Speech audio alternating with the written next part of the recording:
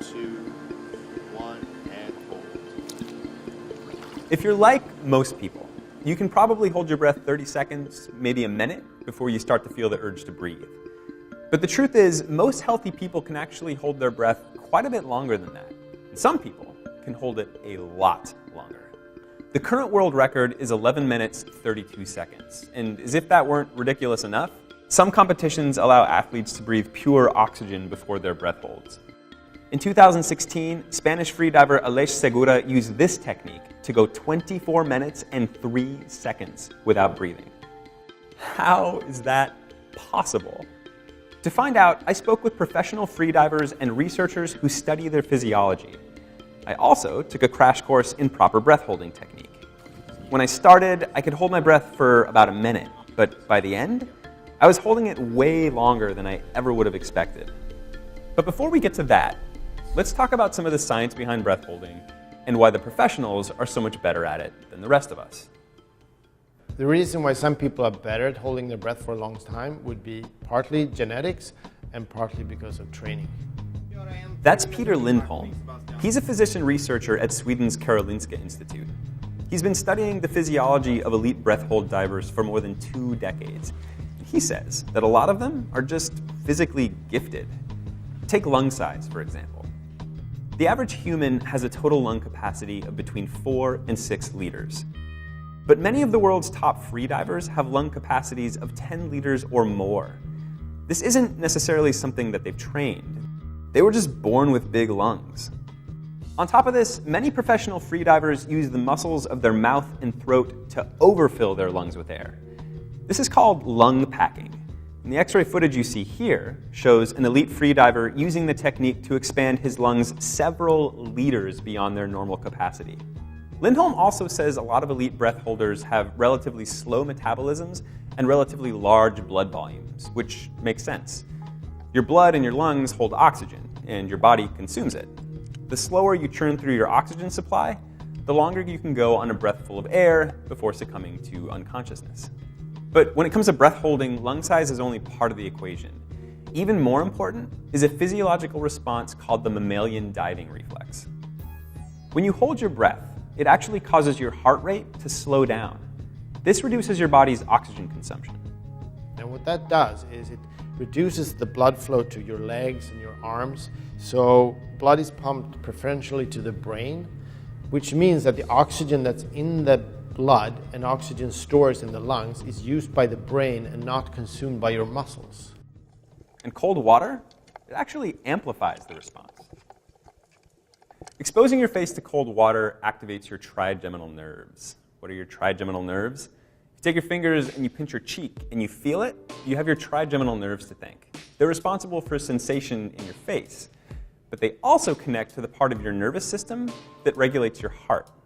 It's not totally clear how or why this response evolved, and it's found in a lot of animals. But for some reason, when your trigeminal nerves get chilly, they tell your autonomic nervous system to tell your heart to slow things down. And as it turns out, slowing down is probably the single most important thing you can do when you're working with a limited supply of oxygen. I don't try to focus too hard. This is also a sport where you can't really just push it. Like you can, get and do a run and really pump yourself and go do it. This is something completely the opposite. You have to be really, really relaxed. Serbian freediver Lena Balta is a 16-time national record holder. She showed us some of the techniques she uses to calm herself before a dive. The most important is a series of slow, controlled inhalations called a breathe up. These help her relax and purge her lungs of carbon dioxide. When she's ready to go, she takes a series of sharp inhales, using the muscles of her diaphragm to fill her lungs before topping them off with some lung packing.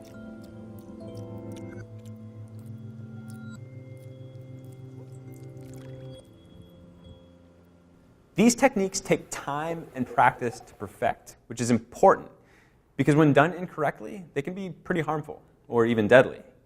Purging too hard before a dive can cause you to black out, which is not something you want to do in the water, and it's exactly why divers not only compete, but practice in the company of spotters.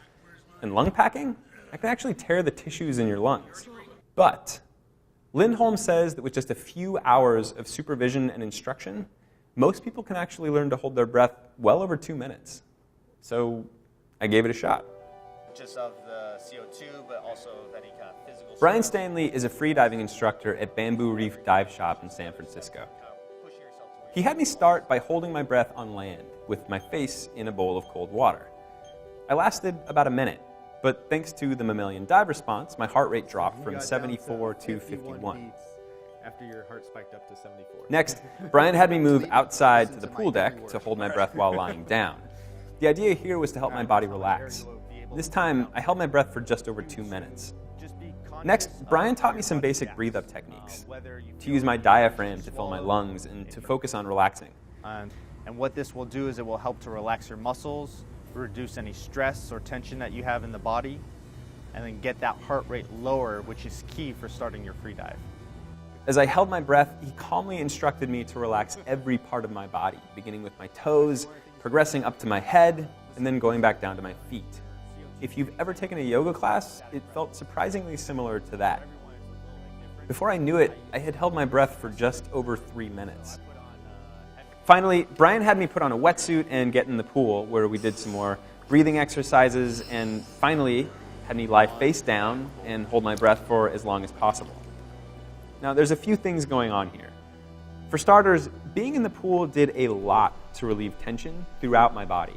I found it much easier to relax while bobbing in the water than I did when I was on the pool deck. And the wetsuit made me super buoyant, which helped me relax even further. Nobody knows for sure, but the mustache probably helped too.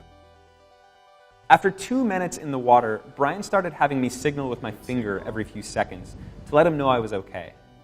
We'll say this again. Please never attempt this without professional supervision. And before I knew it, I'd lasted 3 minutes. And then 3 minutes and 30 seconds. Then 3 minutes and 45 seconds. There you go, nice and slow, bring your feet in.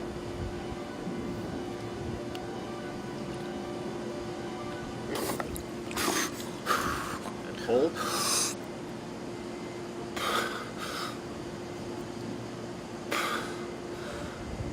Catch your breath. That was so cool. How long was that? 416. 416. That's 4 minutes, 16 insane. seconds. That's awesome. 416. Yeah. Oh, that's so cool. Nice jump, man. Thanks, man. That was great. Thank you so much. Yeah.